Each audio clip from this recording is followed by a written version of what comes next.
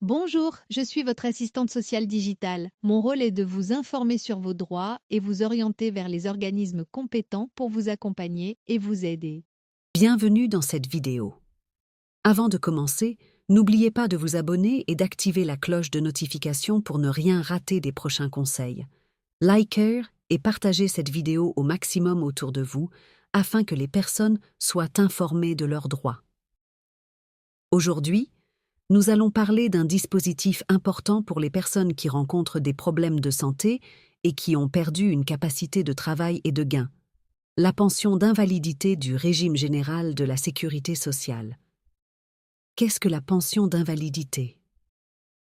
La pension d'invalidité est un revenu de remplacement versé mensuellement par l'assurance maladie pour compenser une perte de salaire suite à une maladie ou à un accident non professionnel.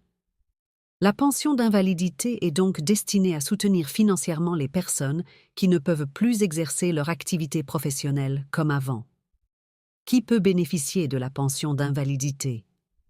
Si vous êtes salarié, artisan ou commerçant et que vous êtes victime d'une maladie ou d'un accident non professionnel, alors l'assurance maladie peut vous verser cette aide financière sous certaines conditions pour compenser en partie la perte de vos revenus. Quelles sont les conditions pour bénéficier de la pension d'invalidité en 2025? Conditions d'âge. Vous ne devez pas avoir atteint l'âge légal de départ à la retraite. Conditions médicales. Vous devez avoir une capacité de travail ou de revenus réduite d'au moins 2/3. Conditions administratives. Vous devez être affilié au régime général depuis au moins 12 mois. Si vous êtes salarié, vous devez travailler un nombre d'heures suffisant, soit au moins 600 heures, ou cotiser sur un salaire au moins égal à 2030 fois le SMIC horaire. Au cours des 12 mois précédant votre demande d'invalidité. Si vous êtes travailleur indépendant, vous devez avoir cotisé suffisamment. Quel est le montant de la pension d'invalidité? Pour calculer le montant de la pension d'invalidité, les salaires moyens des 10 meilleures années de travail sont pris en compte. Il est important de noter que chaque situation est individuelle. Ainsi, le montant exact peut varier en fonction de votre situation personnelle. Si votre pension d'invalidité est faible, vous pouvez faire une demande de l'allocation supplémentaire d'invalidité.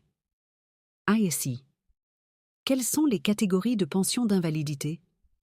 La catégorie de votre pension d'invalidité est déterminée par l'état de santé et la capacité à travailler.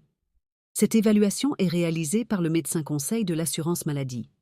Voici les 3 catégories possibles. Catégorie 1.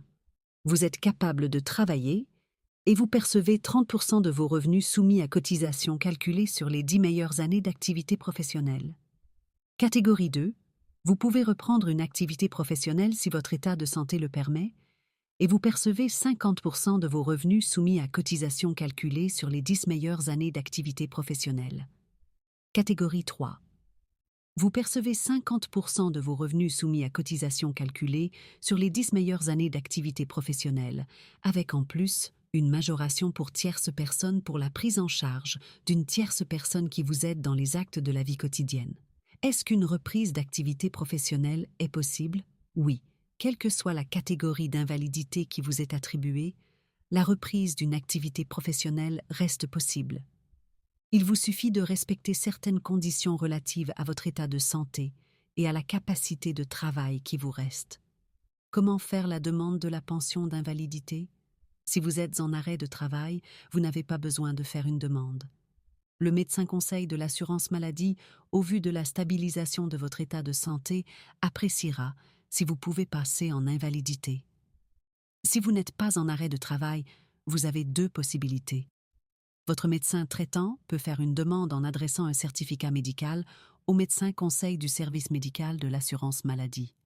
Vous serez ensuite contacté pour une évaluation médicale. Vous pouvez également faire la demande par vous-même sur les recommandations de votre médecin traitant. Vous devrez remplir un formulaire CERFA que vous trouverez sur le site Amélie, joindre les pièces justificatives et envoyer votre demande à votre caisse primaire d'assurance maladie ou à la caisse régionale d'assurance maladie si vous résidez en Île-de-France. Que se passe-t-il après la demande? Après validation administrative, vous serez contacté par le service médical de l'assurance maladie pour une évaluation de votre situation de santé. puis-je être accompagné dans mes démarches? Oui, vous avez la possibilité d'être accompagné par une assistante sociale de l'assurance maladie pour vos démarches.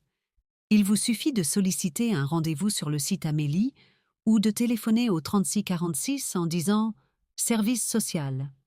Un rendez-vous peut vous être proposé. Vous pouvez également être accompagné pour vos démarches en ligne par les Maisons France Service proches de chez vous. J'espère que cette présentation vous a été utile. Abonnez-vous, aimez et partagez pour aider un maximum de personnes à connaître leurs droits. À très vite pour d'autres conseils.